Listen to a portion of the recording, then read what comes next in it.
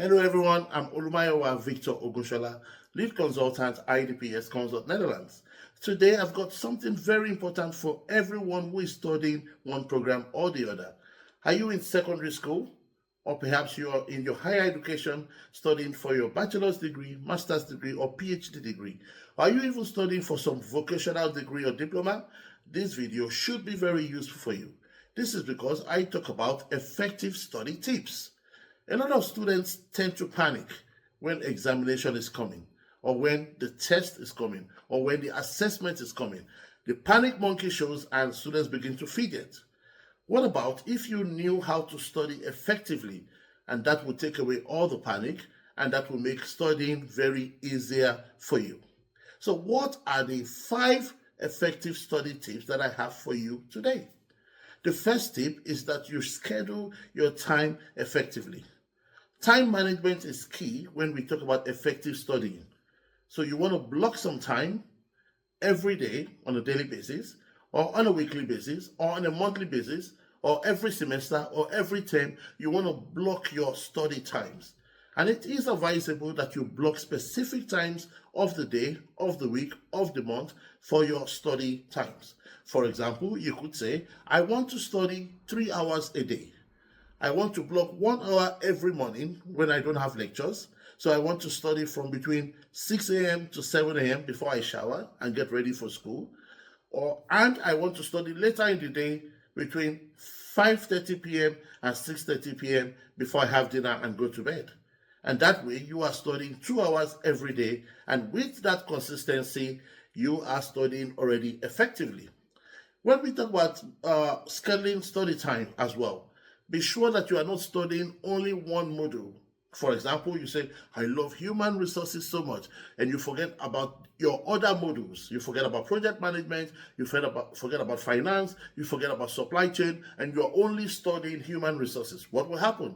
You will get to pass human resources, and you will get to fail or get very low grades in those other modules. So make sure that if you have, for example, 10 modules, you split equally. We have 7 days in a week. You can split it equally, that every module has a place on your scheduled timetable. So I call this your personal reading timetable.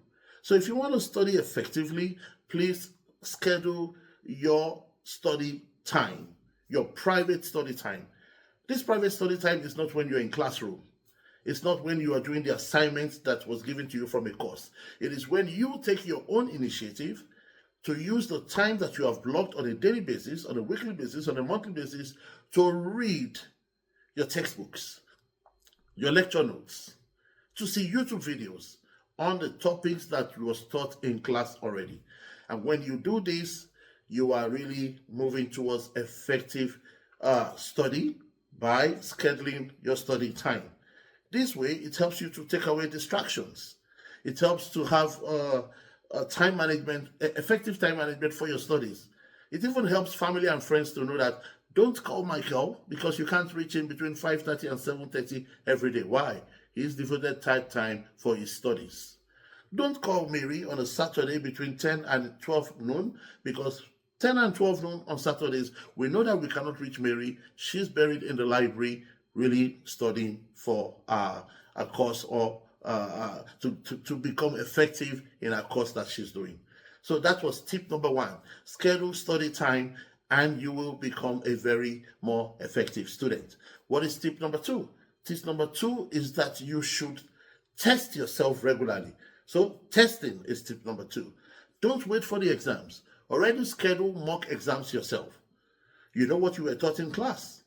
From the first day in class to that every week, you know what you were taught. Formulate questions. Don't make it simple questions. Formulate critical questions. Make evaluations. Assess yourself. Don't wait for the real test, for the real assessments, for the real examinations. Test yourself regularly. And when you test yourself, mark yourself or give it to someone who is also a smarter student, or go to your professor and say, did I get this right? And so when you test yourself regularly, it's an effective study tip, and you are becoming a more effective student. So don't forget tip number 1, schedule your private study time. Tip number 2, test yourself regularly. Let's go to tip number 3. Teach your peers. The more you teach your peers, your fellow students, the more you become a master at that particular subject. Don't think that when you teach them, oh, maybe then the results come out and they'll get better marks than me. No, it doesn't work like that. The more you teach someone on a particular subject, the more you become a master at that subject. So teach your peers. Gather your peers together, become the tutorial leader in your university. It's very simple to do that. Find students who also want to be successful, like-minded students who are serious, who want to be effective students. And then you can say to them, can we have 30 minutes every Wednesday, for example, and we can discuss human resources or project management or chemistry, for example. And then you can dig into the lecture notes, dig into the slides, dig into the textbooks, use YouTube videos, or you can even prepare your own materials based on what was taught in class. And I've seen cases where the students would say, we even love this more than the lecture from the teacher. So teach your peers. Teaching your peers is an effective study tip because you become a master at that subject, you become a master at your studies. So that was tip number 3. And tip number 4 is motivation. It's very key that when we talk about effective study tips, you are finding your own motivation. What motivates you? Let's think about it for a minute. You're already in your second year in university, and it seems like it's a struggle. The motivation is kicking in. Think of your graduation, for example. Imagine yourself in that graduation gown, and the energy will be back. You will be motivated. Think about the graduation ceremony, that one. Think about your first job after university. Wow, if I get a good grade, I end up in top 4, big 4 companies. That can be your motivation. Think about your parents, your loved ones. Think about how happy they will be for you when you are successful at your program. And that could be some motivation for you. From one individual to the other, motivation for study could be different. So think about it. It could be your story of where you are coming from. And that could be your motivation. I don't want to fail, so I have to study effectively. So if you want to be studying effectively as a student, you must find your own motivation. That was tip number 4. Let's go to tip number 5, which is the last tip, and that is you can make use of gap effects. You use gap effects. Take breaks when you study.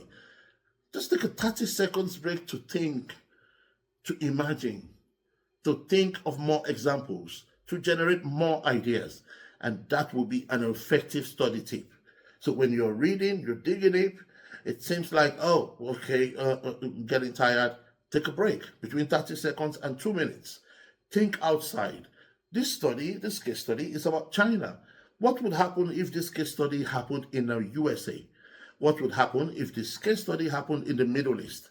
This company is the top company and the strategy is making them gain competitive advantage. What would happen if they didn't use that strategy? So taking gap effects, to take a break from what you're reading and to think outside of the box between 30 seconds and 2 minutes, it depends on your personality as well, would really help you to study effectively. So guys, I just gave you 5 effective study tips, with number 1 being schedule a private time for your study. That helps you to avoid distraction and be strict with it. That helps you to know, I have to study, I've blocked that time for study. The second one was that you should test yourself regularly. Don't wait for the exams. Test yourself, assess yourself. And then when the exams come, you smile when you see the question, say, yeah, that was one of the questions I made for myself in my practice. Third tip was that you should train your peers. The more you teach people something, the more you become a genius, a master of that thing. And the fourth tip was that you should find your own motivation. And whenever you feel like giving up, you remember that stuff and that will motivate you and energize you. And the last tip was that you should use gap effects. Take small breaks as you study to think about the box, think outside of the box, to be creative, and then compare strategies or what you're studying. So that was 5 useful effective study tips for students. I hope that this would help you, whether you're a university student or a college student or studying for your master's or bachelor's or a PhD or even vocational students. I hope that this would really help you.